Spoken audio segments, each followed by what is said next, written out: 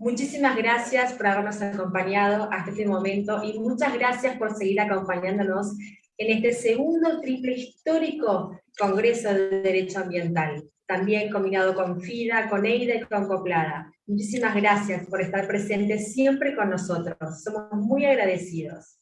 Welcome to the International Table of Lima, the global environmental lawyers lead worldwide.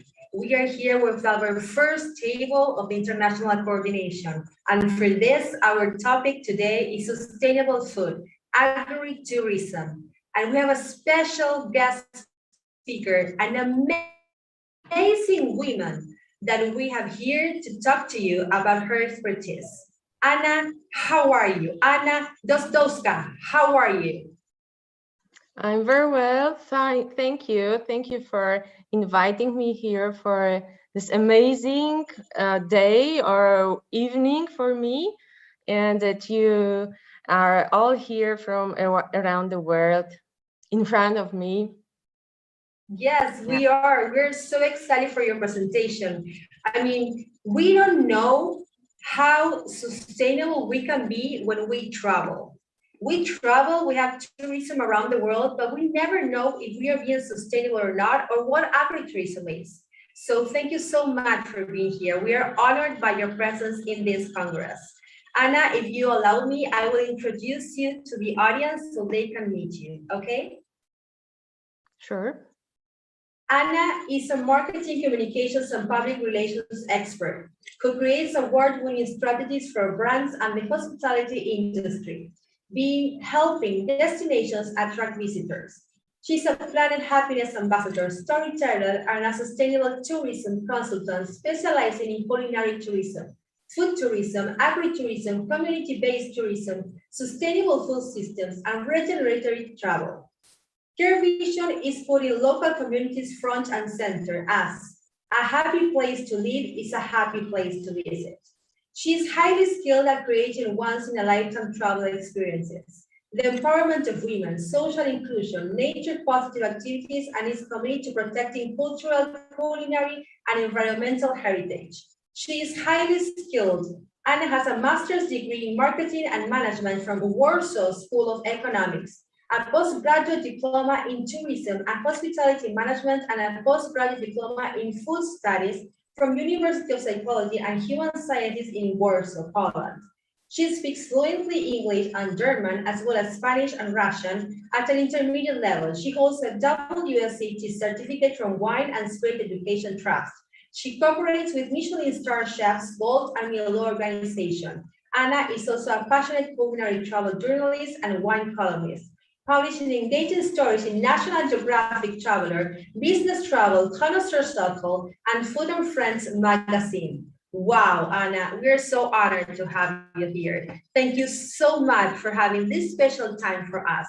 And thank you for making us educate ourselves how to travel around the world and how to be sustainable so we can protect this environmental atmosphere that we live, that everyone lives.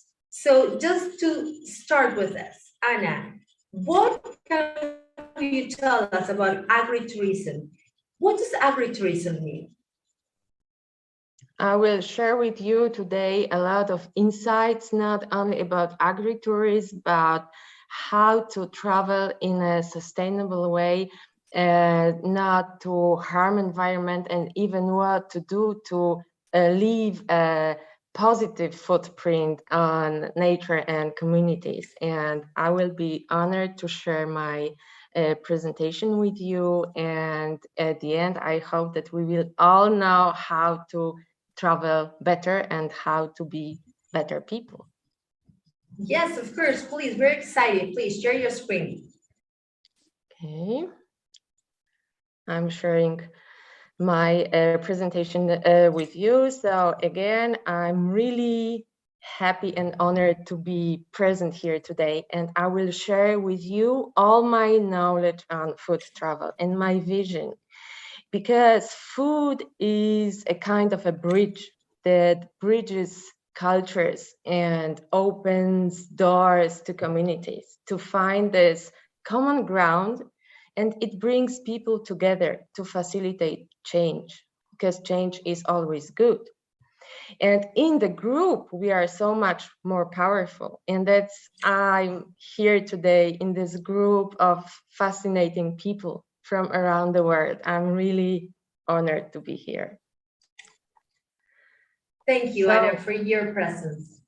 Yes, please. So what is, first let's start with what is food travel. If you go on a website of a given destination and look for food section, in most cases, you will find a list of restaurants and local dishes with descriptions and sometimes recipes, but it does not help you always with getting the real authentic food experience. Because food tourism is not only about eating.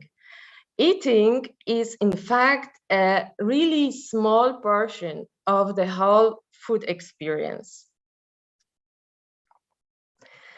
And why is food travel so powerful?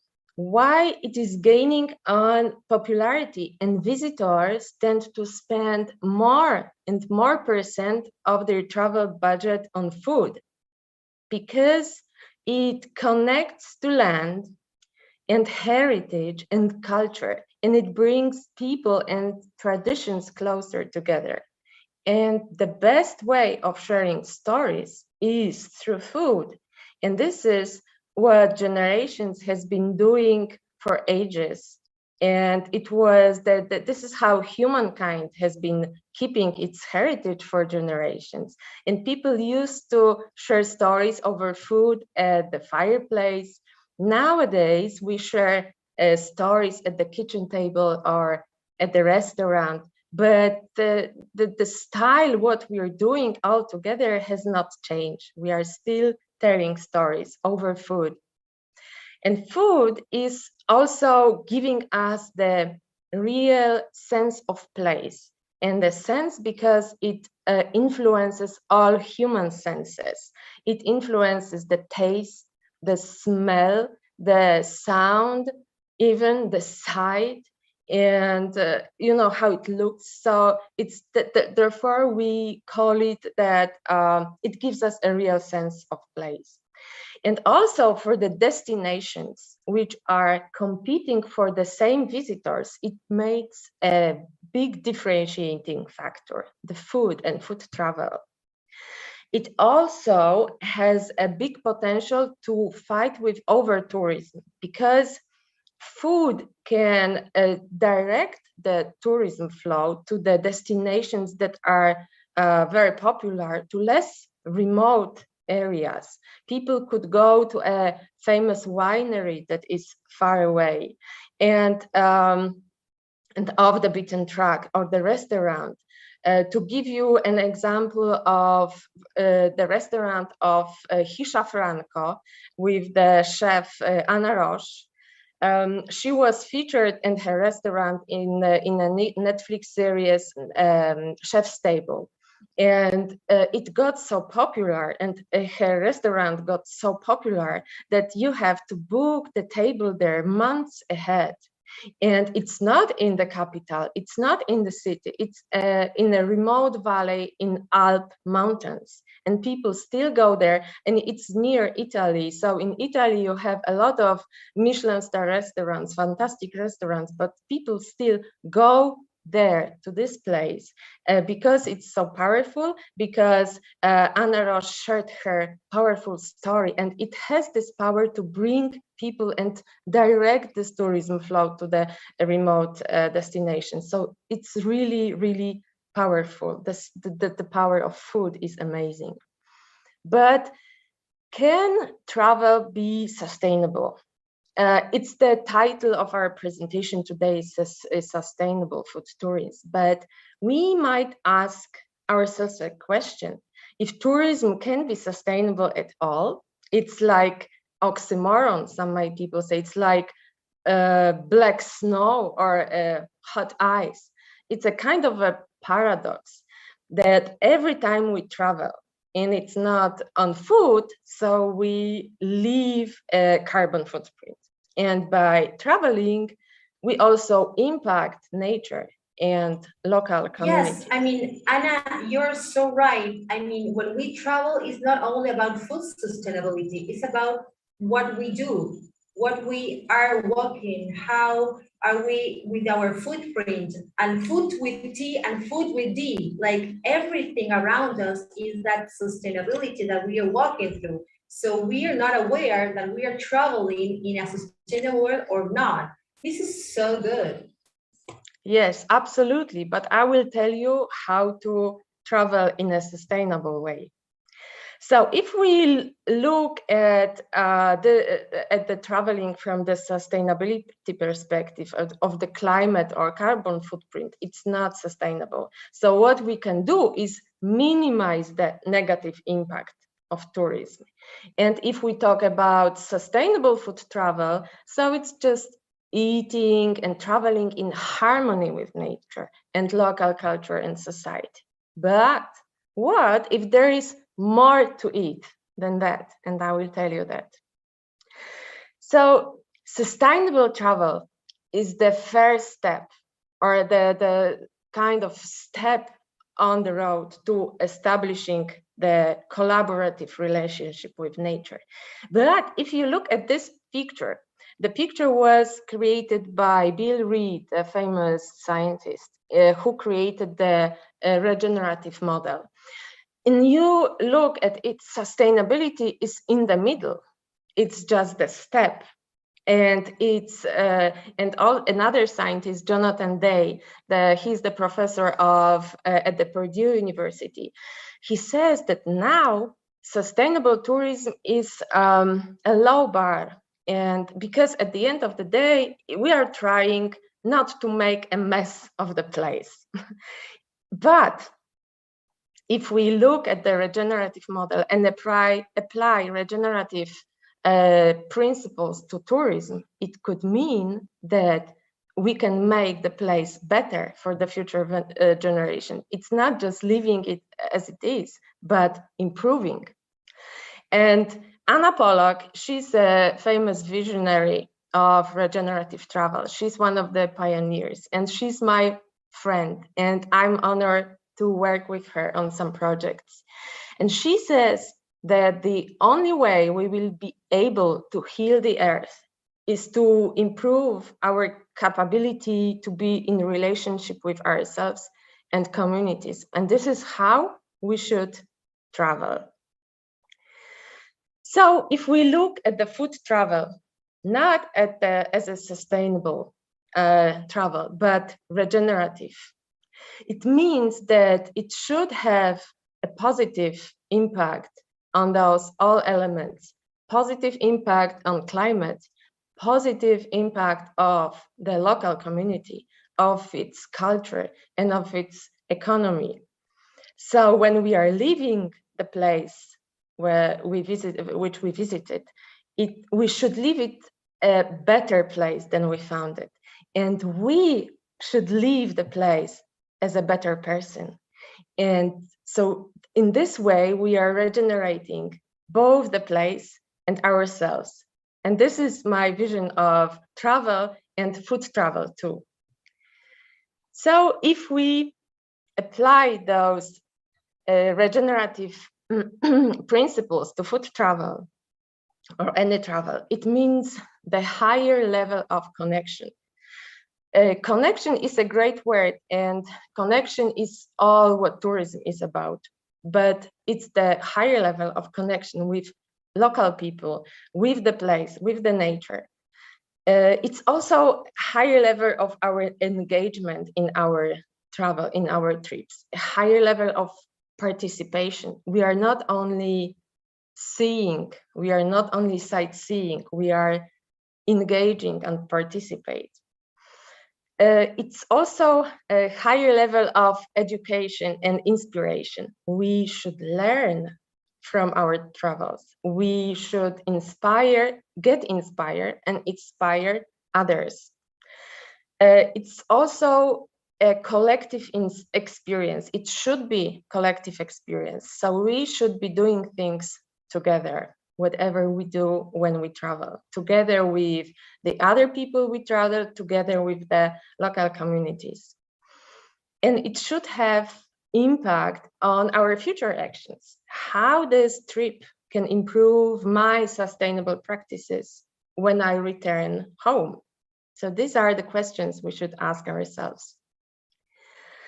So let's see now how we can travel better and in a more meaningful way, in a more regenerative way. So my favorite kind of food activity while traveling is surprisingly not eating, but at least not only eating, but visiting. And this is so much more regenerative. And this is always what I do when I travel. To get the local food experience, you have to reach out and you have to get out of your comfort zone. And you have to make connections with local communities, with local people. And even if you don't know the language, you can hire a driver and he might be your guide and the translator to the local people. And you can find, I call them local food heroes. Local communities know their food heroes and they will always tell you who makes the best cheese, who makes the best limoncello, who makes the best bread. And those are the local food heroes, and go and find them. And you should visit them. You can also visit the places where the food grows, like farms. They might be typical countryside farms, but also urban farms. They gain on popularity. The people grow food on even the top roof of the buildings. They can be also plantations. I personally love plantations because for me, living in Warsaw, plantations have this exotic feel with coffee, tea, vanilla, spices. Yes, totally. And so one of the secret tips that we have for this is that not only listen to the hotel guide or the guide tourism that we have like just there, but just get connected with the people where we travel to, with a town that we are in, or with the connections that we have around us, so we can get to this the sites that they're there that we don't know, right? Absolutely. So you can just Google places. In internet, you have so many people on Instagram, on Facebook. You can reach out and ask. So you'll be fine. And you can also go to even the bakeries or the pastry shops. You don't have to go there and buy chocolates only, but you can also learn about the production process. Some bakeries can let you in and to have a sneak peek how they make ice cream, how they make chocolates. It's really, really amazing. And it also means that we should give our food a face, because we usually don't know the origin on the food on our plate. And this is really sad because we've lost connections with the origin of the food. We lost this, sometimes this food chain is so long that even people in the middle got lost of its origin. And we should know the place where the food grew and who produced it. And by getting to know those people, you immediately make the strong emotional connections with this place and with the whole destinations. And because you're becoming a real ambassador of this place, you'll be telling your friends and the family when you get back home what you ate and experienced. And you will be telling them the stories and who produced it. For example, if you eat honey and you were visiting this honey farm, the beekeepers, and you will learn, maybe you will hear stories that they are keeping the bees for the generations and how they love the bees, how that you can see how the bees are working on those people and this connections. And then when you'll be telling your family and friends when you come back about the honey and you give them the honey as a gift, it will have a totally different meaning to you and to them, and you will be this ambassador. And remember that all destinations have their local heroes, food heroes, and people want to share who they are. And they want to share how they live and their lives and the stories.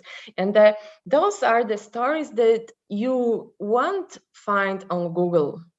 They are in the minds of those people, and it's really like when I travel, it's I still have the feeling I will not make to listen to all those stories and they will be lost.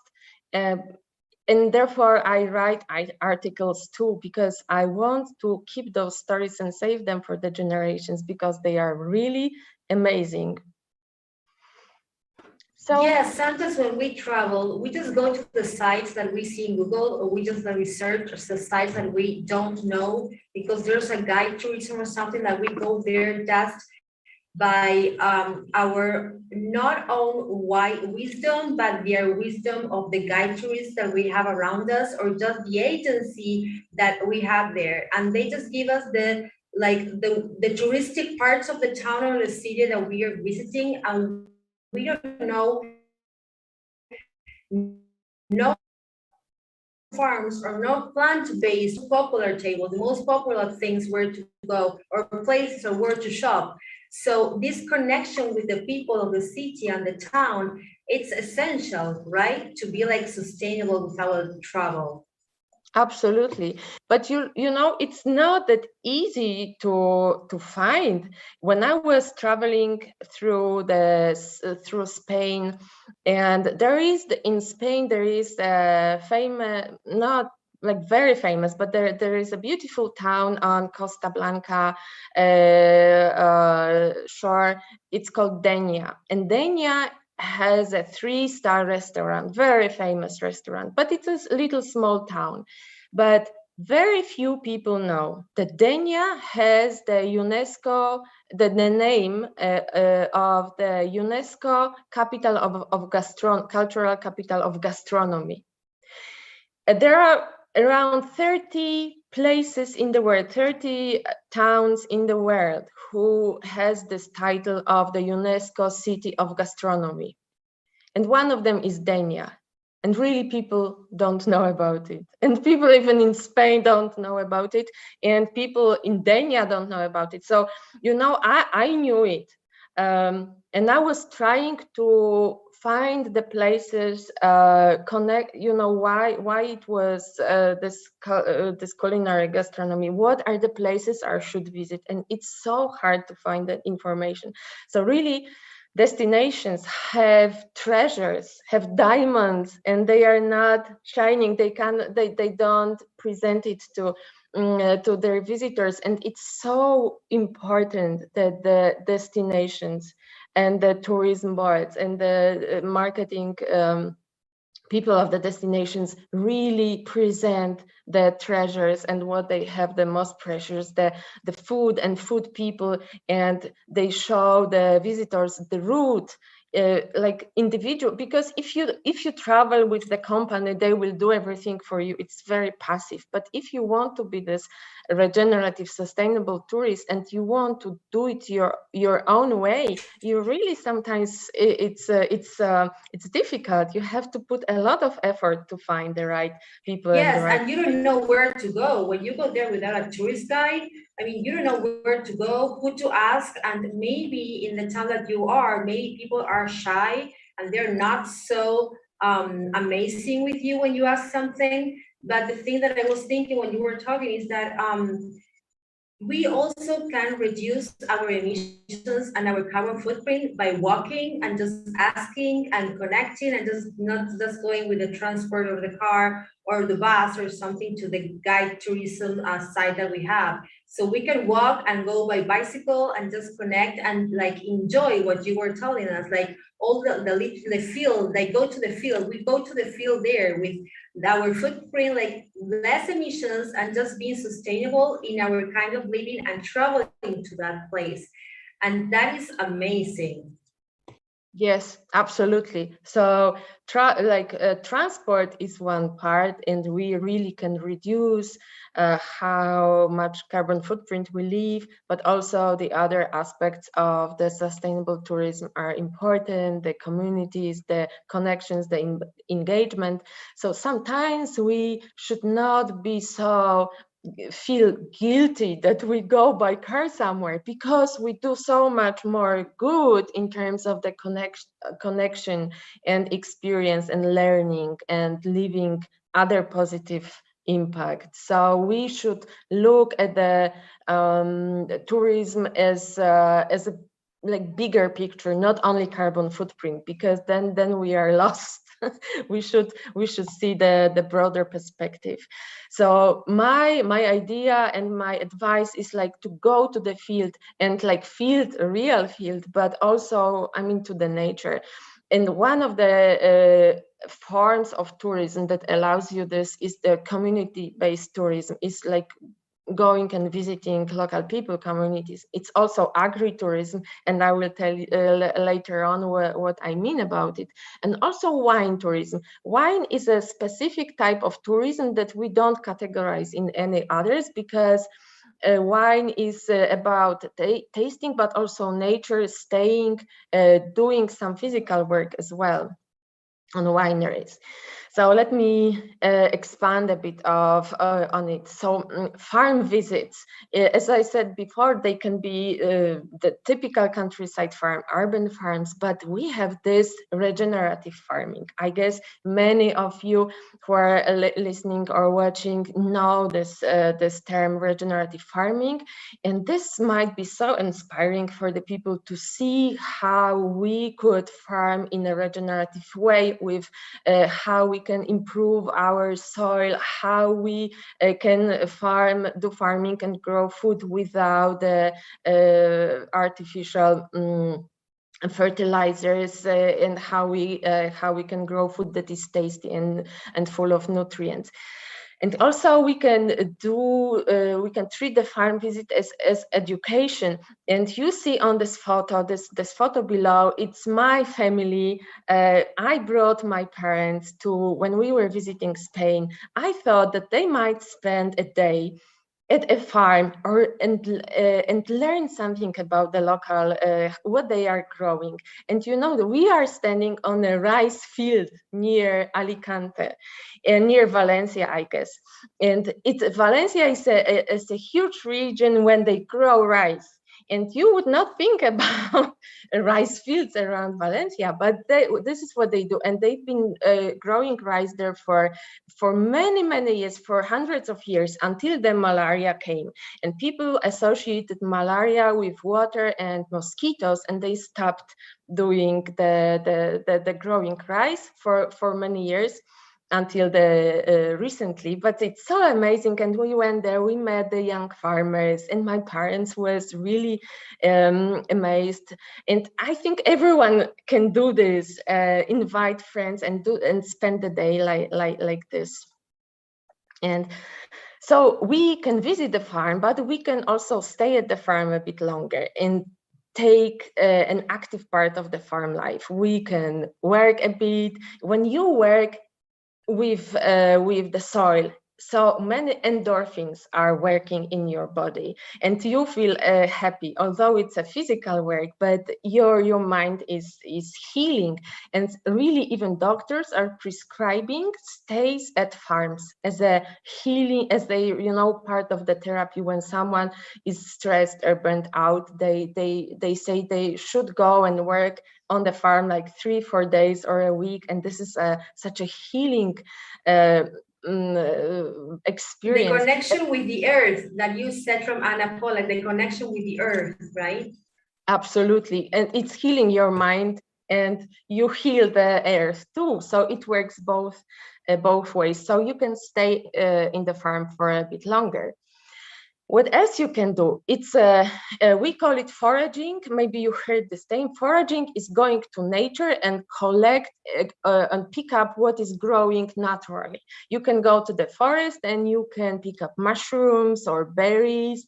You can go to the meadow and pick up herbs, and you can go truffle hunting. This is also foraging because we don't grow truffles.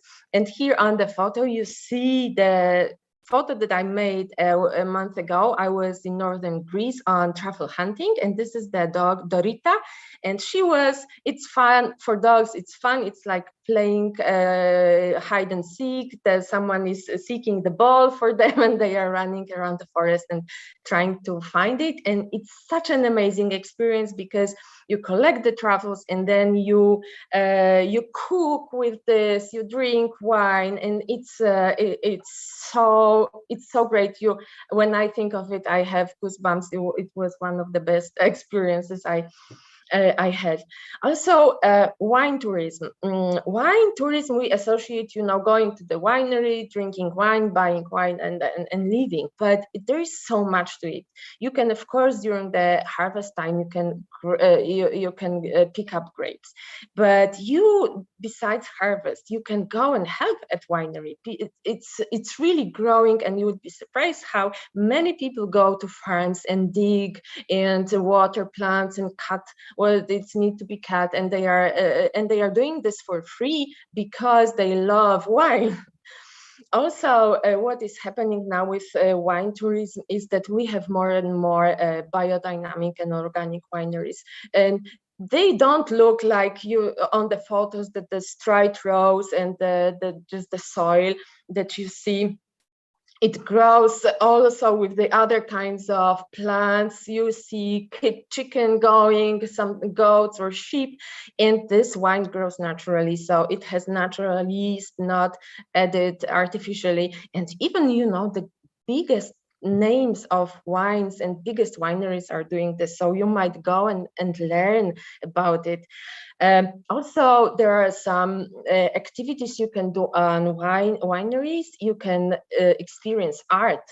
You often associate art with wine. When you go to the exhibition and you see the sculptures or paintings, you usually drink wine, and you can bring all those experiences to wineries, and you can drink wine in the beautiful surroundings and listen to literature or the music. It's really amazing. So this is a kind of a great experience and learning for you and healing. Great thing. Yes, because we usually use wine like for going to a cocktail or an event or something, and we don't like go deep with the wine tourism, as you said. We don't go deep there, and we don't experience what amazing, like the fruit of the wine is and the production of the wine is in the places we go. And there are different wines in every single country, so that is an amazing tip. Yes. So yeah, remember it next time you go to the winery, what you can do there. Again, the great experience that is connecting people and that makes you learn is cooking classes. I once wrote an article about how you can spend summer at school, and it was going to different cooking schools on Phuket Island, and it was so great. I was doing my pad thai 5 times, and I was skilled in it later on. It's so much fun. So when you travel, try to choose itineraries when you have a cooking class, or even if you are on a short trip, even business trip, you can find a cooking class in the place where you are, I'm sure, and it will be remembered by you forever. You can do the home cooking too with locals. It's such a great cultural insight. I once went to the Chinese family, and we were cooking dumplings, Chinese dumplings. And I saw that the dumplings, they are really similar to what we call pierogi in Poland. These are dumplings, but we make all those patterns on the dough in a bit different way. So I showed the lady from Shanghai how we do it in Poland. She taught me how to do it in the Chinese way, and we had so much fun. And I discovered that, you know, empanadas in Latin America, it's so similar also to Polish pierogi, but you bake it, don't boil it. But they look similar, and you do the same thing with the dough around, exactly like we do in Poland. Okay, so local food tours. This is what Yukari was talking about. Sometimes people really are shy and don't know how to go out. So at least go on a local food tour. And these can be walking food tours. You can do it, even big cities, smaller cities, they are waiting for you, and you can spend the day or half a day walking. And it's a great idea because you can taste small portions. Normally, when you go to the restaurant, you order a meal and you just cannot go to the other restaurant and order another meal. But in the food walking tours, you get the small portion, and it's amazing idea how you can taste the local flavors. And again, if you're on a business trip on a delegation, you have one afternoon free, go on a local food store.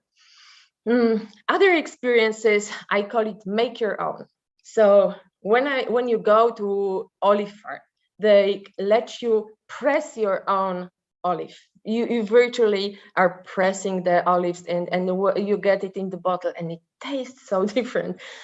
You can also blend your own wine in a winery. You can have different varieties, and you're like not the sommelier, but you're the guy who is making the coupage, and it's your own. You bring it home, just give to the friends. The same with chocolate. The same with tofu. I did tofu once when I was in Japan, and it's very simple to make a tofu. It's just a soy milk, and you bring a special calcium that is solidifies it, and it was hot, and it was so much flavorful. It's a great experience. Again, you can squeeze your own juice. Here on the photo, you see my parents squeezing juice on an orange farm in Spain. In Poland, there are no oranges growing. And in the past, in the communist past, we got oranges once a year at Christmas because it was such a luxurious product. So for my parents now, of course, we have oranges now in the shop, but for them to pick up oranges on their own and then squeeze the juice and drink it, it was the most delicious oranges they had in their lives, I guess. And again, on the photo, you see this is the picture from the tea plantation. My friends are sitting at the back, and the lady is roasting the tea leaves that we've just picked. And she's explaining us how to roast it. And if you have ever smelled the fresh tea leaves being roasted, it's like a best perfumes in the world. You have sometimes the tea, green tea, white tea perfumes, but this is so much better, and this is real. So to say, again, the regenerative food travel, I gave you a lot of examples how the regenerative travel can look like, food travel. It means that tourists must co-create, and they must be, this event must be of some kind of social value and environmental value. And we cannot just be consumers then go and buy food. We should take an active part in making the food and kind of earning the food. So I hope we still have a bit time to. I will quickly give you three examples of greatest case studies. There is this guy, Jonathan Tanler. He's a professor in Denmark at the university. And he took once his group of students to Faroe Islands. And they went foraging. They were going to pick up herbs to the wild. Then they got some goat cheese, and they were baking this kind of pizza or flatbread. And while they were picking up the herbs, they were learning about this, plants and biodiversity of the island. And when they go back and the flatbread was baking, they were working in the garden, kind of to earn the food and the dessert that they got. And this is so much regenerative in every aspect. Learning that it also impacts your future actions, because then you can come back home and you go to the wild and pick up the same herbs, and you can do the same. So you learn from it a lot. Another case study was when I was co-organizing an amazing tour of Michelin star chefs to Yamagata, to Japan, to the rural areas of Japan, not touristy at all. No one knows about Yamagata, but Yamagata is really rich in agriculture, and this is the region they are growing rice, and they are making sake, and they are making all the pickles. And it was so much regenerative for the chefs, because they were also foraging, going to the forest. We were picking up the bamboo shoots from the ground. We went to the temple and learned from the monks that they live only from plants that they pick up from around the temple, and they were showing us those plants, how they preserve it for winter. And then on the right side, you see how our dinner looked only from what we picked from around the temple. It was, again, very regenerative, very meaningful for all participants. And again, the third case study I would like to tell you, it's what is Sweden now doing. They called it Edible Country Project.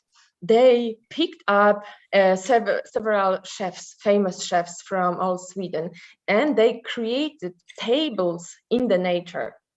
And you can book this table. You can go to the forest and virtually spend this dinner in the forest with the chefs that they are cooking and making this in the nature. And it's so much reconnecting, it's so much regenerative, because you feel, smell the sounds, you see the sights of the forest, and you cook with the chefs as well. And this is just a different form of going to the restaurant, but it's, again, so much regenerative. And to finish, I have two slides for you about the trends in food tourism and what I believe is the future of food tourism. So what is happening now is that travelers are looking for authentic products, and the more authentic and local, the better, because they have this short radius of logistics and they don't have to travel long. When I was once in Bali, I was writing about really famous fancy restaurant, and they served me a fish from Dover, from the Great Britain, and they were so proud, that they are serving me. And I was thinking they got crazy, because they are on island. Bali is an island. They have amazing fish around, and they were serving me the fish from Dover.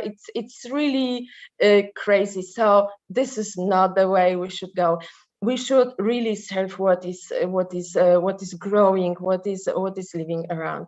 Again, the biofood and free-range eggs. This is what is happening more and more, and you get it on the tables. And the menus should be seasonal. You don't get strawberries in winter, so that the strawberries in winter are like plastic. They are tasteless, and they are not healthy at all. Again, less meat alternatives. So it doesn't mean you don't have to stop eating meat, but maybe less. And this is what is happening in restaurants. They give you those options, like also lactose-free, gluten-free. And the big topic, two big topics, my favorite, it's fermentation and superfoods. So the fermentation is what is, for example, the reason of long life of Japanese people. It's all their cuisine basically is based on fermentation. It's the soy sauce, it's the miso, it's the sake, it's the tofu.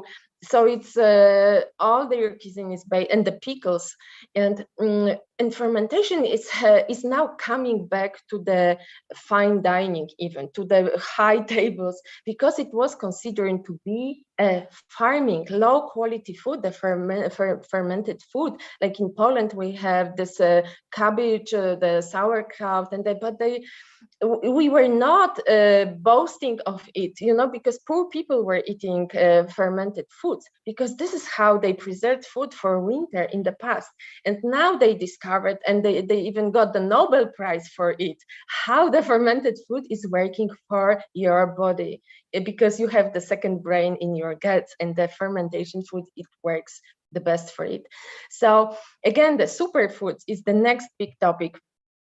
You have so much superfoods in South America. When I was to Peru 10 years ago, I found out I really know like 10% what I'm eating there, because there was so much food I haven't heard about before.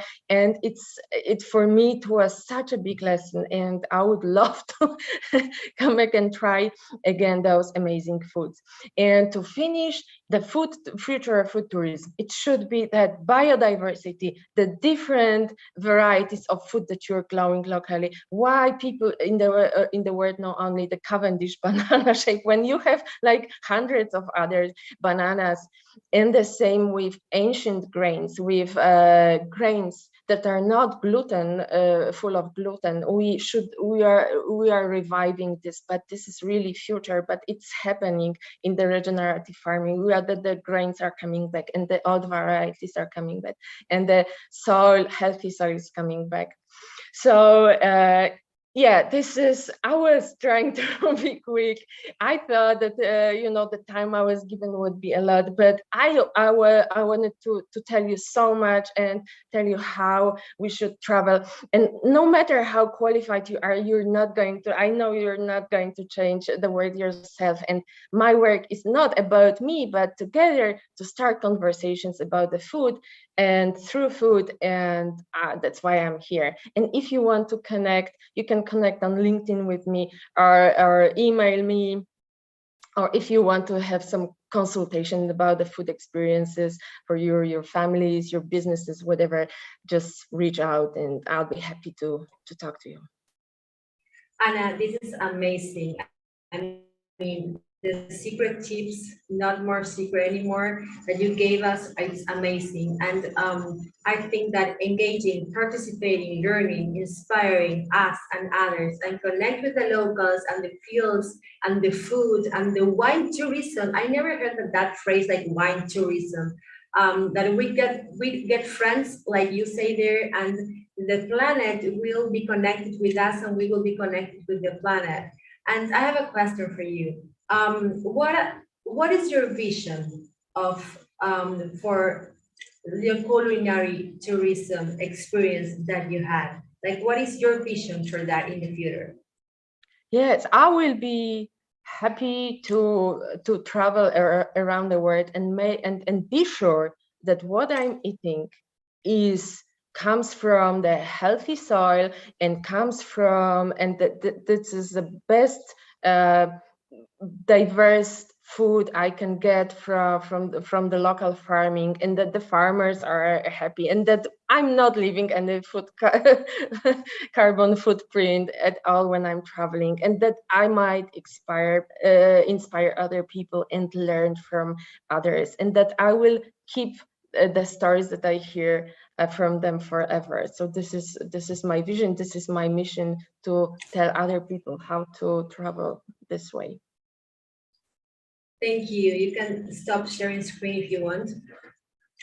Thank you so much, Anna, for this travel regeneratively that we have here, with your learning and your wisdom and your education to us about how to travel and be regenerative, be resilient with the planet, and be resilient with our own bodies and our warm minds, and connect with others, because we are in this together, as I always say, like we are in this together, in togetherness, and just by togetherness being regenerative and resilient, and just taking care of our planet is taking care of ourselves.